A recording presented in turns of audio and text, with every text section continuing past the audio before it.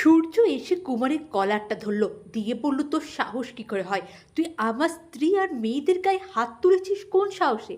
তাহলে কি সূর্যের সমস্ত কিছু মনে পড়ে গেছে? হ্যাঁ বন্ধুরা, অনুরাগের ছড়া আগামী পর্বগুলিতে আপনারা ঠিক এমনটাই দেখবেন। চ্যানেলে নতুন হলে চ্যানেলটা সাবস্ক্রাইব করে ভিডিওতে অবশ্যই একটা লাইক করে দেবেন। দীপা কুমারকে বলে, আর কত নিচে নামবেন আপনি? ছি ছি ছি, শেষকালে বাচ্চা মেয়েগুলোর সাথে এরকম করছেন আপনি। ওইদিকে সূর্য, সে ইরা আর অর্ণবের হাত থেকে পালিয়ে এসেছে নিজের প্রাণ বাঁচাতে আর সোনারূপাকে খুঁজে বার করতে। তারই নাকি এখন দায়িত্ব সোনারূপাকে খুঁজে বার করার। ওইদিকে ইরা ফোনে বলছে যে আমাদেরকে যে করেই হোক সূর্যকে খুঁজে বার করতে হবে।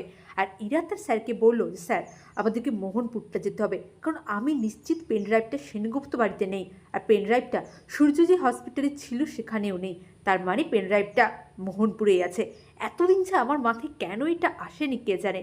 ওইদিকে সূর্যকেও খুঁজে বার করতে হবে ইরাকে, না হলে তো ইরার গ্যাংয়ের লোকেরা ইরাকে আর অর্ণবকেই নাকি মেরে ফেলবে। ওইদিকে সূর্যকে তো বাড়িটা দেখিয়েছিল অর্ণব, যে দেখো ওই বাড়িতে সোনারূপা আছে। সূর্য সেই বাড়ির খোঁজে বেরিয়ে পড়লো। একটা লোককে দাঁড় করিয়ে তার সাথে উঠে সে সোনারূপাকে খুঁজছে। ওইদিকে দীপা পৌঁছে গেছে তার আগেই। দীপা ওই বাচ্চা মেয়েগুলোকে সবাইকে উদ্ধার করলো।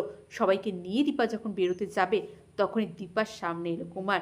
কুমার এসে দীপাকে বলল, দীপা সত্যি তুমি না মা দুর্গা? না না, তুমি দুর্গা নয়, তুমি লক্ষ্মী সরস্বতী সব একসাথে।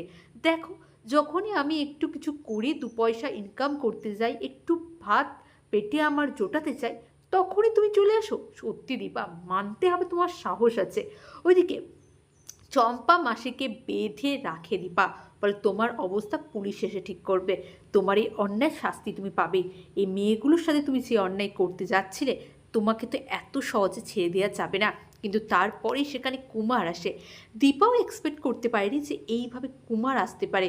ওইদিকে সূর্য সূর্য ওই বাড়িটা দেখতে পেল অবশেষে। তারপরেই সূর্য সেই বাড়িটার মধ্যে ঢুকে গেল। তখনই যখন কুমার তার লোকগুলোকে বলছিল, যা তোরা দীপাকে অন্য একটা ঘরে রাখবি আর এই বাচ্চাগুলোকে অন্য একটা ঘরে রাখবি, তারপর আমি দেখছি এদের সাথে কি করতে হয়। ঠিক সেই সময়ে যদি সূর্য এলো এবং এসে কুমারের মুখোমুখি হলো। হ্যাঁ বন্ধুরা, তারপরে হঠাৎ করে সে কুমারকে বলল কলারটা ধরে, যে আমার স্ত্রী আর মেয়েদের গায়ে কেন তুই হাত দিয়েছিস? তার মানে কি তাহলে সূর্য সমস্ত কিছু মনে পড়ে গেল?